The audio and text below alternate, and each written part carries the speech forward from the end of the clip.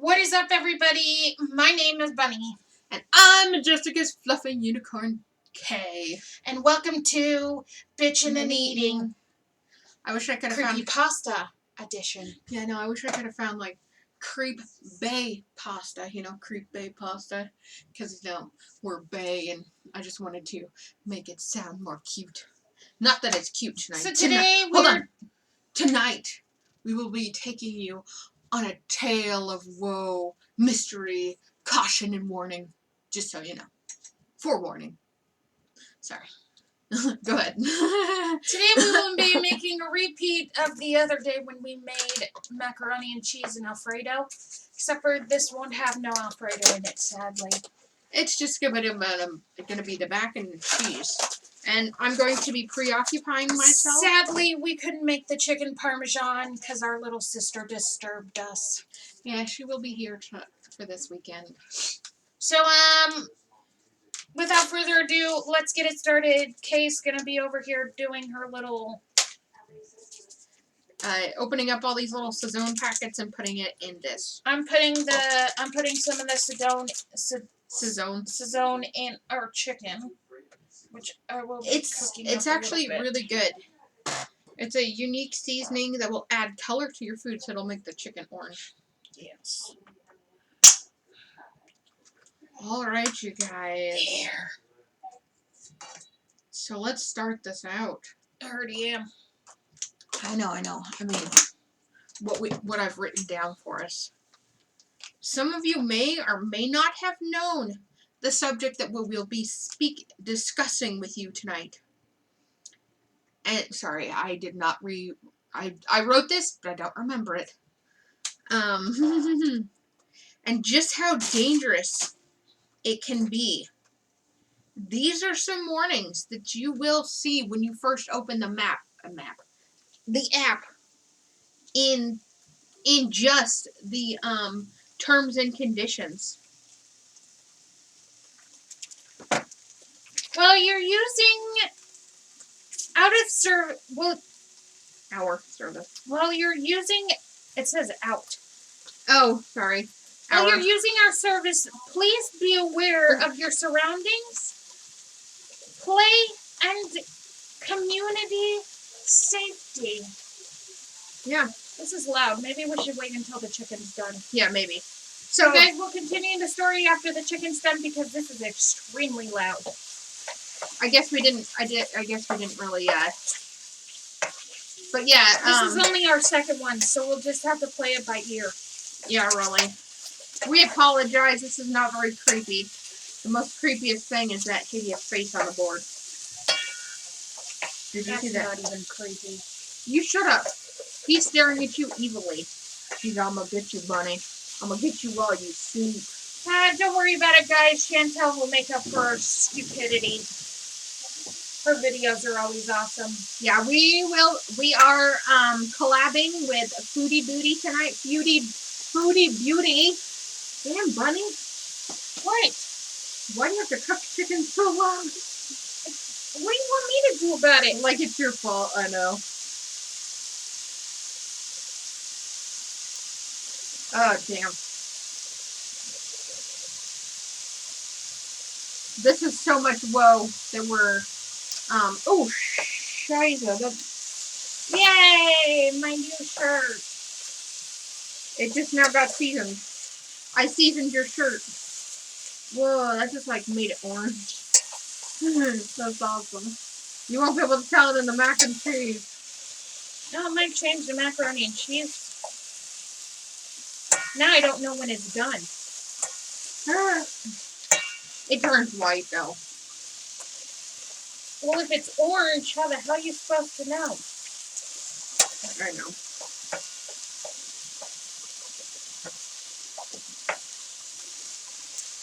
I have like hundreds of these little packets, you guys, like. So it's gonna take a while. I have forgotten the water. Oh yeah, let me go grab the water. Let me pause this, and we'll be right back. Alright, so. Now we're back, now that the chicken's cooked and we can talk properly. Just give me 1 second, guys. Kay will start the story over again. Yep. Oh man, we are not. I know we were supposed to do this, and I don't know how to be organized, you guys. Okay. Never organized. There you Okay. As you're reading further down these terms and conditions, they tell you things like don't trespass on private property, do not travel to locations that could cause physical harm, and do not travel to locations that appear to be dangerous. Like, I had actually found these on the app itself when I was writing all this out, and I had been like, he, that'd be funny, so I went in and I actually searched a point, and this point was out where I know there's the insane asylum. It actually showed me that point on the map, and there have been people who've gone into this place and never came back out. The insane asylum up there on the hill. Next to Fisher's Pond. Oh, yeah. Don't worry about background talking. Our sisters here, as we said. Anyways, if you're going to find a location, do not go alone. And do not go at night. As some of you may know by now, we are talking about the Randonautica app. I have actually used it once in the entire time that I've known about it, and it wanted me to go to a location that I didn't know in our area and someplace that I would never go. So please use caution. And also make sure you have either pepper spray or some kind of weapon. Bear spray. Have a partner with you, because that could be the difference between life and death, you guys. Like, Baseball bat. Anyways, let's get this started. You may have heard about the teenagers from Seattle who were playing with their Randonautica app, and it took them to a beach in Seattle where they found a suitcase. As the video goes, this girl decided to go down because they were joking around that they thought it was money in this suitcase. And so she went down and she started noticing a smell. As she got closer to this, she had grabbed a stick that was nearby and lifted up the suitcase, and the smell was overwhelming. They had actually called the police.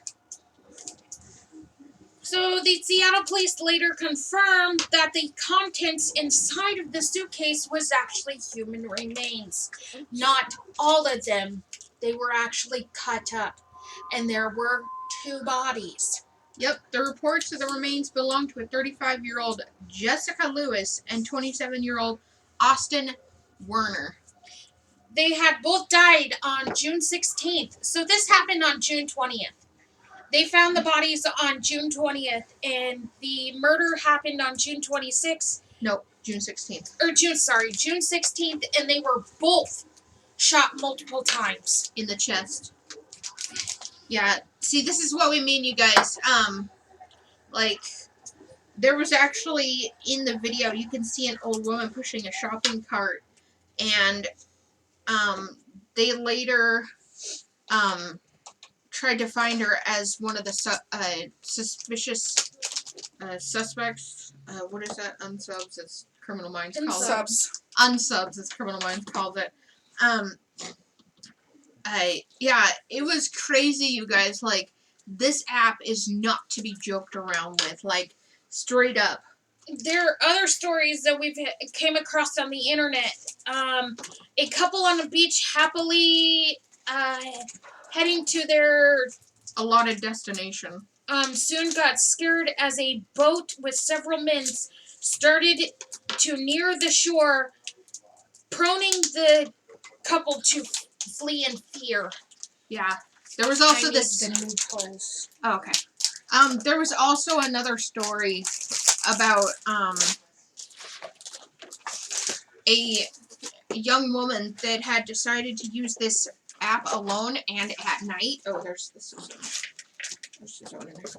And she had gone to her destination and was scared off by this truck. And this whoever was in the truck had actually followed her home.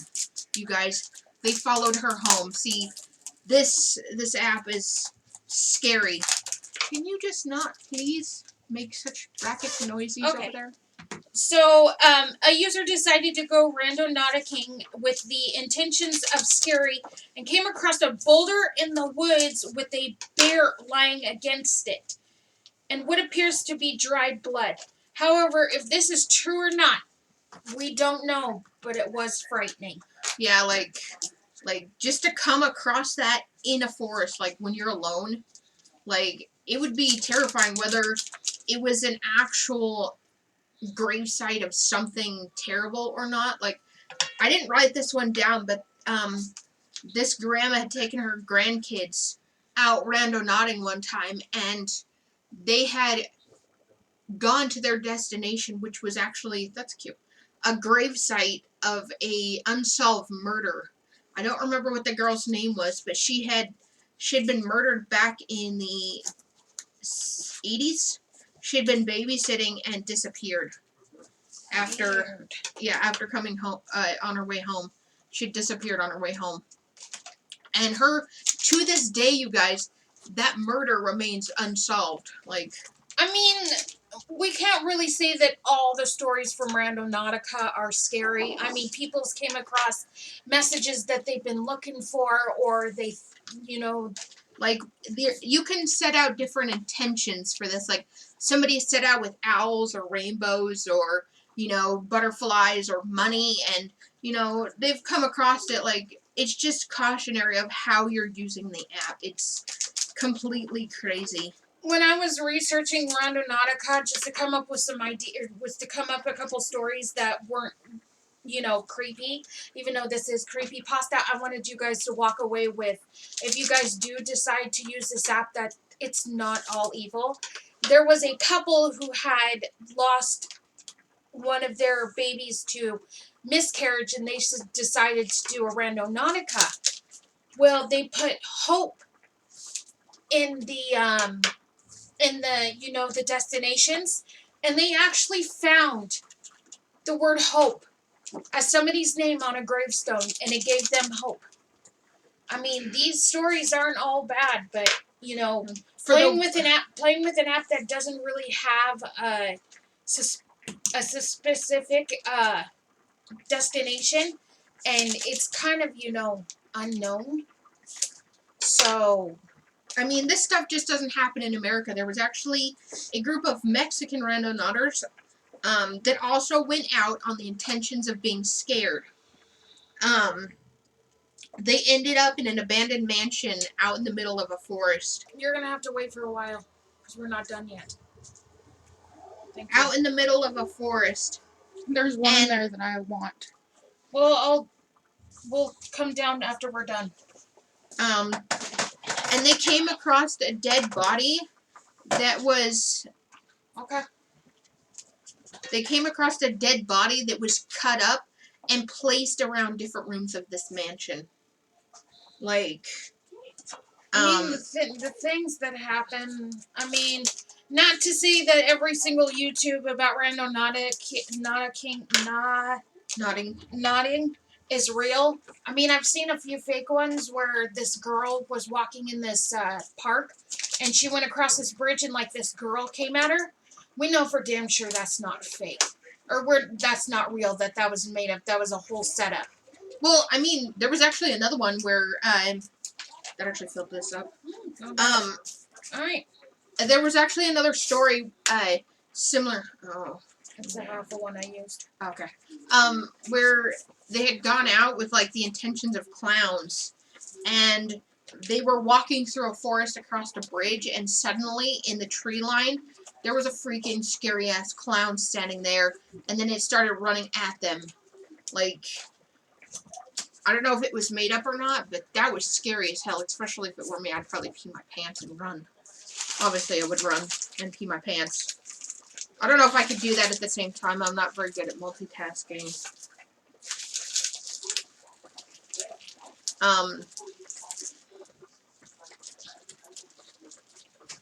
you know, some people use Randonautica to give them signs of like maybe one of their fur babies died, so they'll put in like say dog. So this lady had This is scary video, not. well, I'm just giving them It doesn't ideas. matter. This is scary possible. Well, we're talking about Randonautica, so we have to tell them the good side of it. Hold on. Let's pause this a second. I need to. Alright, you guys, we're back. Dinner's almost done. We didn't want to spend too much time cooking dinner, so we paused it just to cook most of it down. As you can see, dinner is almost done. We just gotta cook this a little bit just to heat through. We're gonna add the pasta noodles back in. Yummy.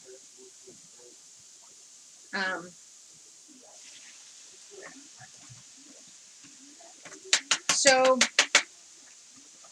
we found a story by someone named, It's a Reddit user. Ferrier, and the subcategory was no sleep. I had a bad Randonautica experience. For those that don't know, Randonautica is a game that makes you explore places that you would never have thought to visit. The point is to essentially spice up everyday routine. The fun thing about it is that people have reported that there is a glitch in the Matrix. So they say. In these randomly generated locations. I've listened to a few people experiences, and they all talk about weird symbols, doors in the middle of nowhere.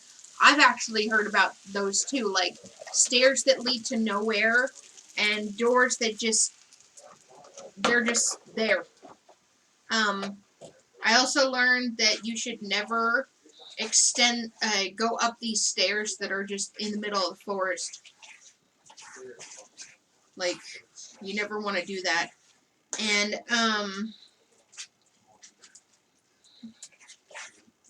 cars that disappear, all that fun. Yeah, there was actually one that I had watched. They had gone to their location, and they actually came back the next day just to show people they weren't lying. And they had parked in the spot where they were supposed to be, and they filmed behind them, like through the back window of the car, and you could clearly see a truck and a man walking up the path with a dog. And they turned around to their backup camera, and on this backup camera, you couldn't see nothing. There was nobody there. The truck wasn't there. The man wasn't there. And you could clearly see behind them where these things were. And it is like a clear sign of the glitch in the Matrix. But that was weird to see. I don't remember what. I think I watched it on TikTok. No, YouTube. Oh, YouTube? Yeah, I could have sworn it was TikTok. Yeah. And all that fun stuff. For me, I didn't see this glitch or anything. People are expecting to see weird stuff, and they'll pick up on anything. But a friend of mine, Millie, was super into it. Dude, trust me. She was speaking with her mouth full, excitedly scrolling through her phone. You have to have intention behind it or to have the full experience. And if you give Bunny just a minute, she can continue. Go ahead and keep going, because I have to find this other goddamn tattoo. Oh. As if I was really only half paying attention. I'd only known Millie for a month or two, but she was really the only person I'd been able to make friends with. Starting uni in another city left me pretty isolated, but Millie, ever the extrovert, attached herself to my hip when we shared dorms. She was loud, secretive, and fairly strange at times, but I was thankful for some of the company. You just end up conversing yourself. You're experiencing something when you're looking for it. There's no glitch. She gave me a huge hug took another bite out of her dinner. I kept my focus on the TV, some bleak news story that I was barely listening to. Just watching the few pictures scroll past, I was bored, really bored. When Millie stood up and started scraping leftovers into the bin, I decided that the idea of exploring the city beyond city streets might be a good way to get comfortable.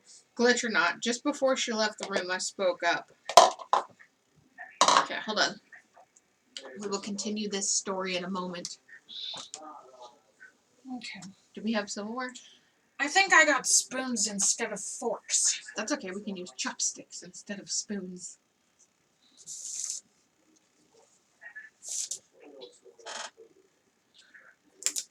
Ooh! Always. Coca-Cola. Okay, hold on, you guys.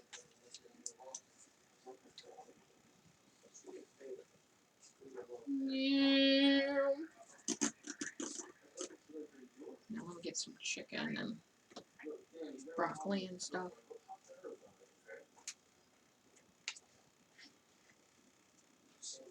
Whoop.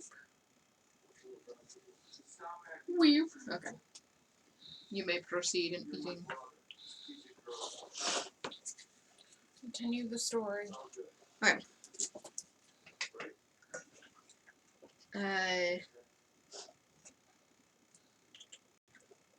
Before she left the room, I spoke up. Right, I'll have to go, huh?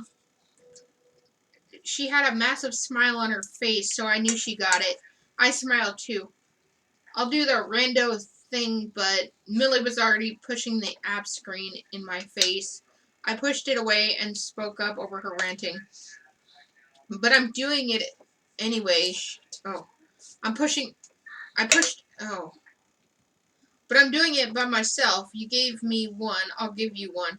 We don't tell each other what our intentions is until after.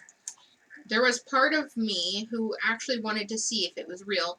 So surely we didn't know what we were looking for, but just so happened, stumbled upon it. Maybe that was some of the proof. Millie's face just split into a wider smile. Looking back, I wish I noticed, but how much she loved this idea. Oh, brilliant. Sorry, I almost did it in a British accent. We'll do it on Sunday, yeah? It was Friday evening, and I was going to suggest we did it on Saturday and get it out of the way. It'll give us some time to think of a proper intention, Millie said, wiggling her finger with like a witch casting a spell. I laughed. Yeah, sure. The next day, Millie spent the entire day in her room. I did the weekly shop and cleaned up the flat, hoping the afternoon on the couch. Actually, by saying flat and stuff... Oh, Bunny. She's over here spilling the milk. Don't cry, Bunny. Don't cry over spilled milk. It's fine. This is not a video. Nobody should be collabing with us.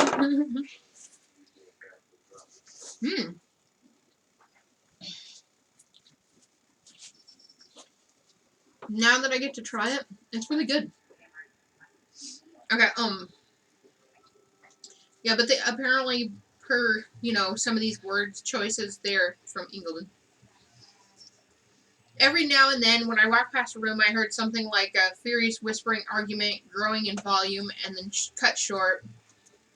It lasted the full day. I honestly felt a bit bad. It sounded like a rough argument, so I made her some extra dinner and put it in the microwave, texting her about it so she could come and get it.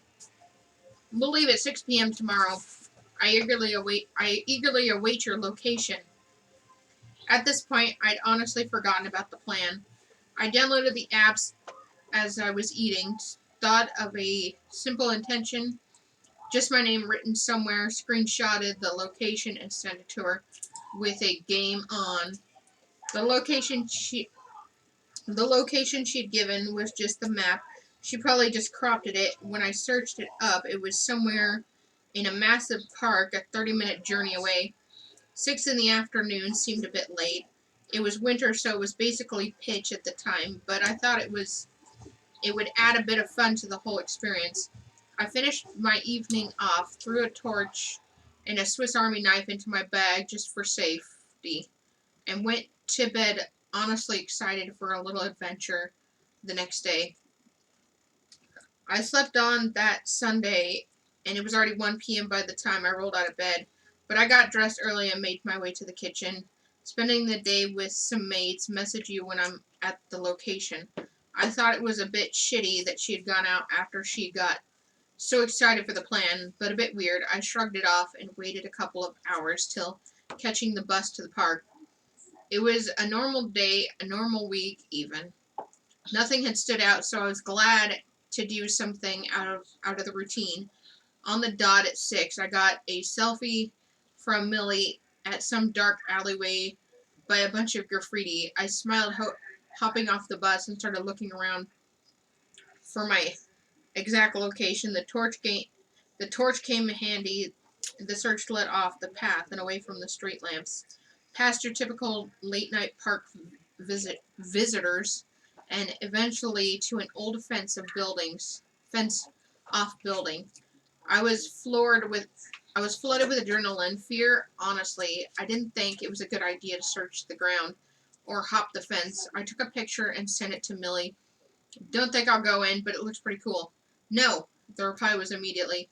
Emma wasn't. Okay, we're Okay, at. right there in the italic, it says no. No, the reply was immediately, Emma, that's no fair. You'll ruin the fun. Go in. The police don't even go around there. Nobody will notice. Please. It'll be worth it'll be so worth it. I rocked on my heels, a heavy worry in my chest. It would be like a lot of experiments gone wrong if I didn't explore even just for a little bit. Maybe I should just go past the fence and that would be enough. The adrenaline felt nice. It distracted me from biting the cold biting at my nose and the feeling of my eyes on the back of my neck. I was getting all worked up because it was exactly setting to get someone worked up. I walked around the perimeter of the fence until I found a space big enough to crawl through. I shimmied through and took a deep breath.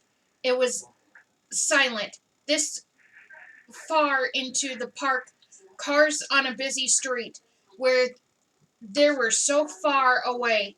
The distant humming blended into the soft crinkling of leaves and the wildlife. Despite my despite the hammering in my chest, I felt calm. I didn't feel alone. I explored the ground outside the house, taking pictures of the structure at every angle, exhausting every square foot until I sat down on the grand dirty stairs and took a sip of water. I had been here for less than an hour. To go home now felt wasteful. I could have waited another day when it was lighter, when I felt a bit safer. I really should have waited, but I was having fun, so I jogged up the stairs and jiggled the handle to the door. It resisted a few forceful shoves until the whole weight of my body it swung open. I laughed at myself, dusted the dirt off my shoulders, and looked around. It wasn't as dusty as I assumed for an ancient rundown house. It was fairly clean. The entryway was black and white tiles, two doors either side of me, one behind the stairs, and majority of which was collapsed.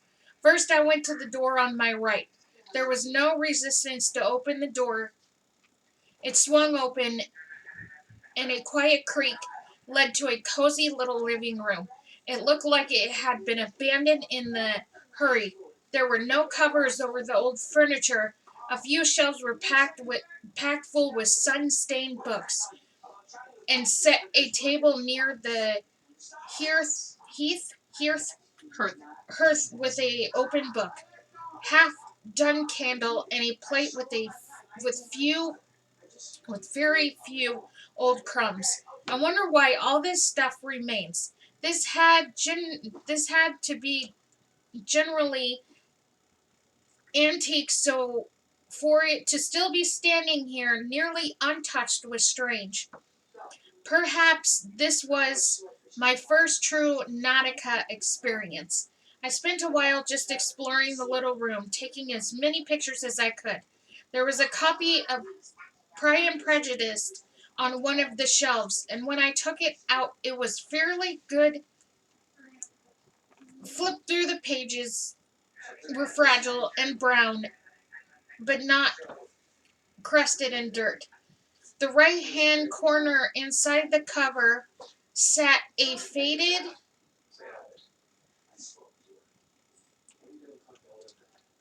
cursive of Elizabeth O'Reilly, 1827. Most of the books were still holding together very well.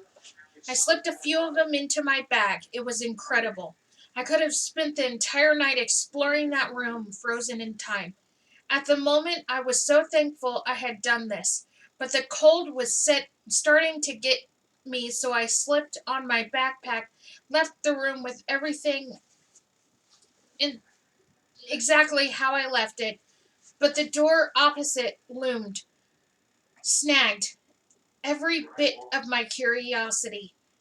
I stared at it for a few a few seconds until I giddily jogged over and swung the door open.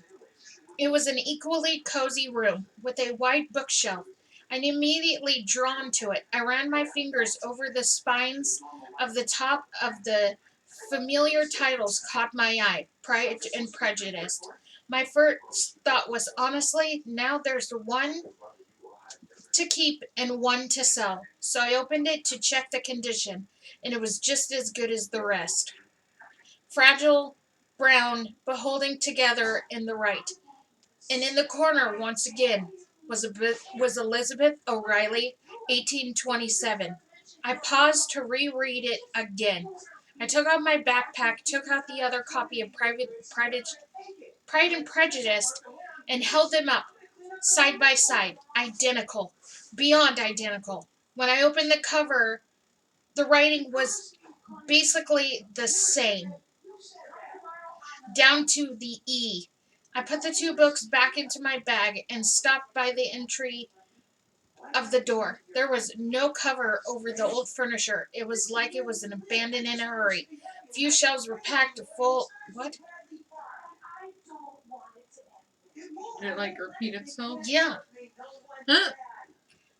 Over the old furniture. It was like it was abandoned in a hurry. A few shelves were packed full of sun-stained books. There sat a table near the with an open book, half of a candle.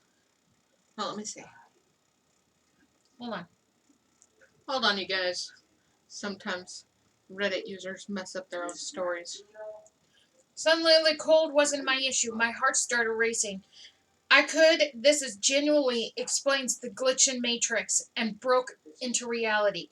I sent a picture to Millie, rambling on that she was right, that this was beyond anything that I could have expected.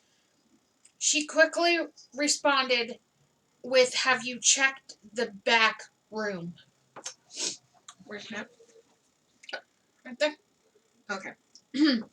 Millie, are you not seeing this? This is amazing. WTF. I paused halfway through the next text. Suddenly, the identical rooms didn't feel so important. I stood on the black and white tiles with my heart in my throat. Why did she know there was a back room? I looked right to the shadowed door beneath the stairs and tried to listen over my thumping heart. The feeling of eyes on the back of my neck came back with a viper strike. Its venom seeping through my body, turning my muscles to stone. I stared and listened. I couldn't bring myself to move, to breathe. Over the silence of the old house, I heard whispers behind the shadowed door.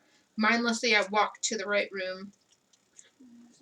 I didn't know why I didn't just sprint right outside the front door at the time. It didn't even register as an option. The mind loses all sensibility when under stress. I backed right into the corner and slowly reached around and pulled out the armor knife, flipping out the tiny blade and flinching at the tiny click. Millie was spamming me with messages. I felt like They could hear the vibration through the wall, and I couldn't stop myself from crying. The tears spilling over my cheeks kept me grounded as the cold wind made me feel like made them feel like ice on my skin. I steeled myself, but the resolve melting away when the voices grew to angry hisses. The shattered door swung open. It sounded like two men with their footsteps rang around the house, breaking the silence like a brick against glass. They were just shouting at each other. I could barely remember what they were saying now. I remember clutching the knife in one hand and stifling my erratic breathing in the other. But I do remember rings rings through my head when I hadn't looked over my shoulder in a while was simply, "You check that room. I've got this one." I couldn't drop I could have dropped dead out of sheer fright. I wanted to scream, to start pleading for my life before he had even done with the sentence, but I was frozen. He would be able to see the moment he walked into the room. A crouched, terrified woman with a tiny knife held out in front of her, clutching in her hand like it was a lifeline. My head was empty. I stood up and slowly took one step, just in time for the door to open. He saw me, went to shout to his partner, but I jabbed the knife in his eye. I kept stabbing, frenzied, zeroed in on taking out this threat. His partner grabbed me by the hair and dragged me off. The other dropped with the knife still in his eye. The man wrenched his right hand tighter in my hair and punched as hard as he could. Kept punching, spitting insults. I had to get away. I went mad in his grip and didn't hold anything back. I screamed, kicked, punched, scratched. When he twisted me towards him, I latched my teeth onto the side of his face, kept biting, grinding my teeth like he was a tough steak, and ripped away half his ear coming with me. That was my chance. I heaved the old door open and sprinted, screaming at the top of my lungs. The memories are a bit hazy from that point. I vaguely remember running into a group of teens and scaring them half to death with my wailing and general bloodiness. But they called the police and walked me towards the entrance of the park, and I just heaved and heaved. The police interviews were a blur too. The paramedics gave me a shock blanket and gave a few for different officers. Hold on, you guys. Sorry, you guys. And gave at least four different officers the same story in the hospital, struggling to talk past my shattered jaw. He had my phone struggling to talk. Oh, sorry, confiscated as evidence when I mentioned the app, and took 3 weeks till I got the thing back. They found my knife and the dude attached to it left in the right room still alive. I watched him get wheeled into the ambulance, cuffs around his wrist, and the knife took even longer to get given back to me. During that time, I got off on I during that time I got off on any charges of trespassing, which was probably my highest point of the next following months. Simply, but I narrowly escaped a rare but efficient method of human trafficking. In fact, I was the first woman in a string of similar disappearances to come back alive. This had nothing to do with Randonautica. It was just a really convenient scapegoat. Millie was a recruitment worker, if you will. She tried to disappear, but they found her at some border with the other dude, now with one less ear. Whoa. Hold on, it's not over. After the trial. After the trial faded from TV, once I moved back into my parents' house, I often found myself flipping through the photos from that night. The house is a crime scene. The security has been upgraded, and I don't think I could ever go back even if I wanted to. I entertained the idea of going to the government auction and seeing if any of the furniture comes up in it, but I could barely leave the house. I left the flick. I left flicking through the photos. I still have the books. the Elizabeth O'Reilly and the Elizabeth O'Reilly. I spent hours just sizing the text that sometimes the only thing that I can think of, maybe the E is missing instead. It's been a year since this died down, since I felt like I could go back on track. Curiosity, my old friend, came flooding over me yesterday, and I went through my old messages. They had been deleted. Millie's messages. I scrolled through the one she had sent me. The muscle memory of my overstretched hand made me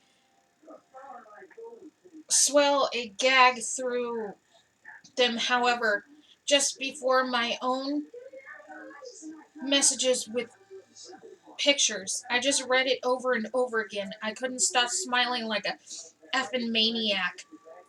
But I guess it's what I asked for. A zoomed in photo of the collection of graffiti, some grand, some simple, and a lot of dicks. Behind a few layers of paint practically covered clear enough to read. Plain but bold. In stride of fade black marker. Emma. That's crazy. See, you guys, this app. This app is nothing to play about. Because, I mean, it wasn't just her fault, but her friend, you know. It wasn't her friend. It was her friend. Her friend made her go to that location claiming it was a Randonautica point, but she was playing the game regardless. And it turned out her friend was a recruiter for human trafficking. So literally she was just faking. Yeah, but still, it is scary. Like, had that been an actual location that she had been sent to, like, had she been playing alone, you guys, that would have been scary. But I think that's it for us tonight. Thank you for watching. Look forward to the next creepypasta. Also, remember, please watch Chantel's creepypasta because it's probably 100% better than our creepypasta show. Or creepy so. We need to learn to get ourselves together before our videos. Well, we kind of got disturbed. We would have had more time. Yeah. Alright, anyways, thank you guys for liking, commenting, and subscribing. Also, remember to turn on your notification belly button. Also, remember, my name's Bunny. And I'm Majestica's Creepy Unicorn K. And we are creeping out. Creeping. Ooh, I like that. Bye. We are creeping out. Bye, everybody.